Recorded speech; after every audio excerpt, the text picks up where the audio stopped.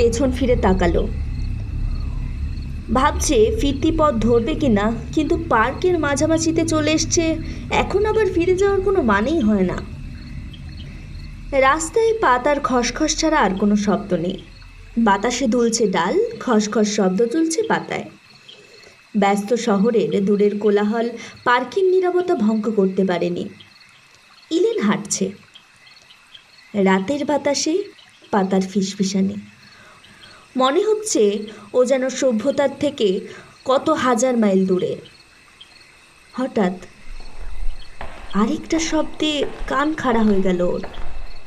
পাতা বা অন্য কিছুর শব্দ নয়, ভিন্ন একটা আওয়াজ। পায়ের শব্দ, আমারই পায়ের শব্দ। নিজেকে বোঝাতে চাইল ইলেন। না, সিমেন্টের রাস্তায় যে শব্দটা উঠেছে ওটা ইলেনের পায়ের আওয়াজ নয়, অন্য কারো পায়ের শব্দ। অন্য কোনো পায়ের আওয়াজ প্রতিধ্বনি তুলেছে। ভয়ে ঢুকে গেল ইলেনের মনে। ধরাস ধরাস লাফাতে লাগলো কলজে, চলার গতি বেড়ে গেল। ইলেনের ভয় পাওয়ার যথেষ্ট কারণ রয়েছে, কারণ পেছনের পায়ের শব্দটা হচ্ছে ওর পা ফেলার শব্দের সাথে তাল মিলিয়ে। ইলেন জোরে হাঁটলে পেছনের জন্য জোরে হাঁটছে। ঝেড়ে দৌড় দেওয়ার ইচ্ছেটা বহু কষ্টে দমন করলো ইলেন।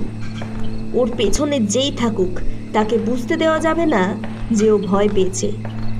ইচ্ছে করে হাঁটার গতি মন্থন করলো ইলেন, কিন্তু অনুসরণকারী মোটেই গতি কমালো না। দ্রুত হয়ে উঠল তার পদশব্দ। নিজের উপর আর নিয়ন্ত্রণ রইল না ইলেনের। দৌড় দিল, ছুটতে লাগলো রাস্তা ধরে।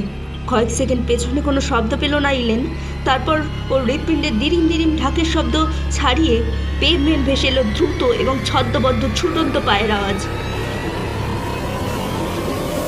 লেক সোজা যে রাস্তাটি চলে গেছে ওটাতে উঠে এলো ইলেন। অনেকেই পার্কে হাওয়া খেতে এসে লেকের ধারে বসে থাকে। ইলেন আশা করলো এমন কাউকে দেখতে পাবে। ছোট একটি টিলা বেয়ে নেমে লেক অভিমুখে ছুটল। মোড় ঘুরল। তপ করে নিভে গেল আশার আলো। লেকের রাস্তায় জনমানুষের চিহ্ন মাত্র নেই। ইলেন টের পেল টিলা বেয়ে নেমে আসছে তার অনুসরণকারী। পায়ের শব্দ হচ্ছে, থপ থপ থপ থপ। ওকেই ধরল বলে উন্মাদের মতো চারপাশে চোখ বলালো ইলেন। বাম পাশে বেশ ঘন ঝোপ আর কতগুলো গাছ দেখতে পেল। ছুটে গেল ওদিকে। চট করে লুকিয়ে পড়ল ঝোপের আড়ালে। এদিকে গাছপালার সারি, ঘন বলে চাঁদের আলো